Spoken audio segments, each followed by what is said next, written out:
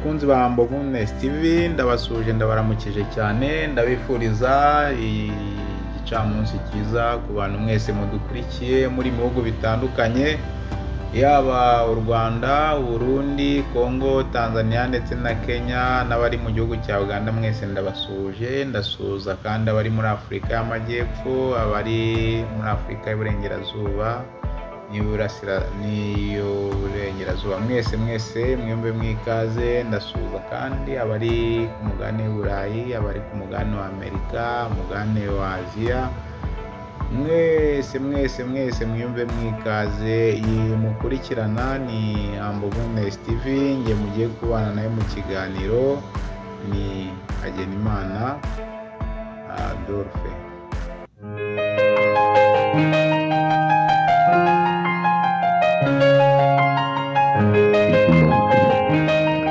Nk'ibisanzwe twagarutse tubagezaho ibiganiro bitandukanye, tubashimira uburyo ki mukomeje gukora subscribe, share ndetse na comment ku biganiro tugenda tubagezaho by'iyobokamana. Ni iby'igiciro gikomeye cyane, mbashimira uburyo ki kandi mukora share cyane rwose kugira ngo ibiganiro tubagezaho by'iyobokamana bijye bigira benshi bifasha. Uyu munsi rero twagarutse tubagezeho ikiganiro gifite insanganyamatsiko igira uti umwami Salomo, ubwenge, icyaha n'amaherezo ye. Nibyo bintu tugiye kuganiraho uyu munsi. Turi kugaruka ku muntu uzwi cyane muri Bibiliya, ari we witwa umwami Salomo, umugabo Imana yahaye ubwenge. Imana yamuhaye ubwenge bukomeye cyane buruta ubw'abandi bose babayeho muri iyi si. Yamuhaye ubwenge bukomeye cyane buruta abandi bose babayeho muri iyi si. Ariko se byarangiye bite? Turamenya ati Imana yamuhaye ubwenge buruta ubw'abandi, imuha ubutunzi n'icyubahiro, ariko se byaje kurangira bite? Ni iki twakwiga ku buzima bwe muri iki gihe? Reka tubisobanukirwe hamwe namwe rwose, wibutsa kujya mukanda subscribe ku batarayikora, share ndetse na comment. Rwose ni igiciro gikomeye cyane, ndagushimiye cyane kuba ukanze aho hari akazogera. Imana ikumere umugisha. Twagarutse rero tuvuga ku mateka ya Salomo, ahava nuko yazamutse ku ngoma ye, ibyamubanjirije. Salomo yari umuhungu wa Dawidi na Betisheba. Imana yamutoranyije kuva akiri muto kugira ngo abe umwami w'Imana yahisemo. Uburyo rero yimitswe, abantu benshi bashakaga undi mwana wa Dawidi ariwe witwa Adoniya ku ngoma, ariko Imana n'umuhanuzi Natani bashyigikiye Salomo. Yimitswe afite ubuto, ariko Imana yamugiriye ubuntu bukomeye. Ubwenge rero bw'Imana yamuhaye, Imana yamuhaye Salomo, ubwenge bwarenze ubw'abantu bose. Imana yamuhaye bwarenze abantu bose. Imana yamubajije ibyo yifuza, Salomo asaba ubwenge bwo kuyobora abantu. Imana irabumuha, ubwenge buruta ubw'undi muntu wese, ubutunzi n'icyubahiro, amahoro ndetse n'iterambere. Ibintu byamuhesheje rero izina. Hari ibintu byagiye birushaho kumwubakira izina cyane no kumenyekana. Hari umugani w'abagore babiri barwaniraga umwana. Abasomye Bibiliya murabyibuka cyane ko ari igihe byageze inzara biba ngombwa ko itera muri icyo gihugu, habaho igihe cyo kurya abana. Umudamu umwe abanza abwira mugenzi we ko babanza bakarya umwana wiwe. Ngira ngo mwese murabizi ibyakurikiyeho n'uburyo ki uwashaka ko bica umwana atari uwe, buryo ki Salomo bitewe n'ubwenge Imana yaramuhaye urubanza yarukemuye. Byagaragaraga ko uwashaka ko umwana bamwica, umwana atari uwiwe, kuko nta mbabazi yari amufitiye. Ibyo yanditse rero, yanditse imigani myinshi, yandika igitabo cy'umubwiriza, hari indirimbo za Salomo, hari n'ibindi byinshi yakoze, harimo aho yubakiye Imana urusengero rukomeye cyane. Inzu y'Imana yari ikirenga mu bwiza no mu mabarura.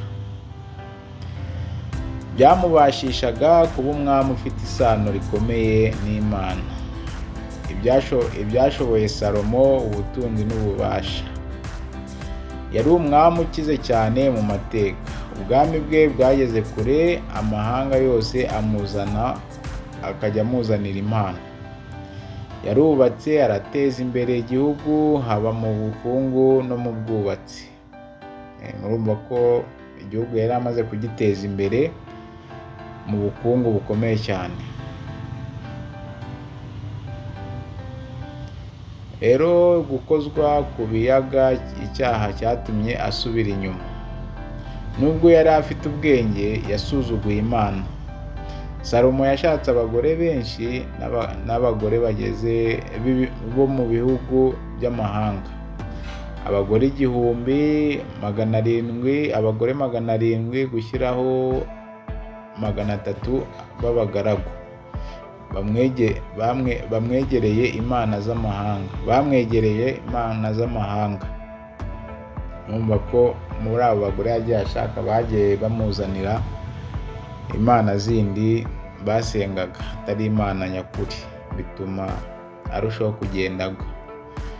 Rero yubatse ibigirwamana yubatse muri uko gushakana n'abo bagore b'abanyamahanga. Yubatse Kemoshi, Milikomu n'ibindi bigirwamana. Ibi byateje uburakari Imana. Yatangiye kuremererwa mu mwuka. Nk'uko yari amaze gukora ibyaha, murabizi ko ibyaha kenshi na kenshi bigenda bidutandukanya n'Imana cyane, bwa bwiza twari dufitanye n'Imana se cyangwa ubusabane, ugasanga bumwe buragenda butuvaho. Na Salomo nawe nuko byatangiye kumugendekera. Urumva ko yatangiye kuremererwa mu mwuka. Ubwenge bwe ntibwongeye kumufasha ahantu hose.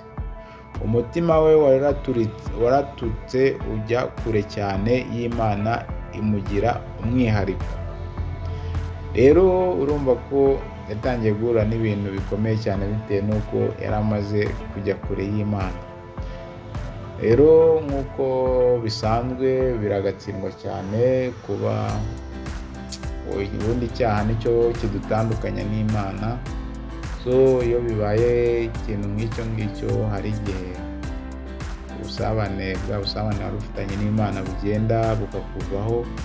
Nk'uko Salomo urumva Imana yamuhaye byose, ubutunzi, icyubahiro, imuha n'ubwenge budafitwe n'undi uwo ari we wese, ariko aza kugushwa n'abagore cyane cyane b'abanyamahanga, aribo batumye atangira gusenga ibigirwamana, abyubaka, ibintu nk'ibyo byose.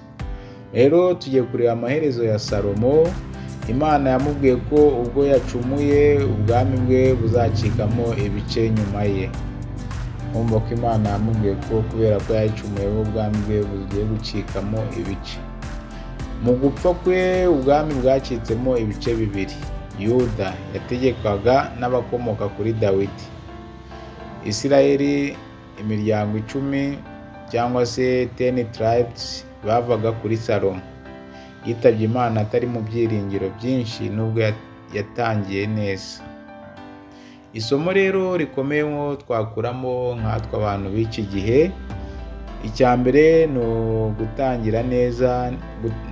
Icyambere ni ukuvuga ko gutangira neza ntibivuze kurangiza neza. Salomo yatangiye neza, afite ubwenge n'ubuntu bw'Imana, ariko yarahindutse. Natwe tugomba kwitondera ubuzima bw'umwuka. Icya kabiri, ubwenge budafite Imana ntibukiza. Nubwo yari umuhanga cyane, icyaha cyaramurenze. Ubwenge nyakuri ni ugukomeza kubaha Imana. Icya gatatu, ibintu byinshi si byo bituma tugira amahoro. Salomo yari afite byose, ubutunzi, icyubahiro, iterambere, ariko yabuze gukomeza kuguma mu Mana. Icya kane, kugira abantu bagutera kuzinukwa Imana birashobora kukurangiza. Abagore be bamuyoboye nabi. Hitamo inshuti nziza ubana n'abakomeza umurongo w'Imana. Icya gatanu, Imana iratunganye ariko ntiyihanganira icyaha. Nubwo yamukunze cyane kuko yacumuye, ibyavuzwe byaje gushyirwa mu bikorwa. Urumva rero ko ubuzima bwa Salomo budutoza ko impano n'ubuhanga buruta byose bitabasha kudukomeza keretse dufite umutima utinya Imana.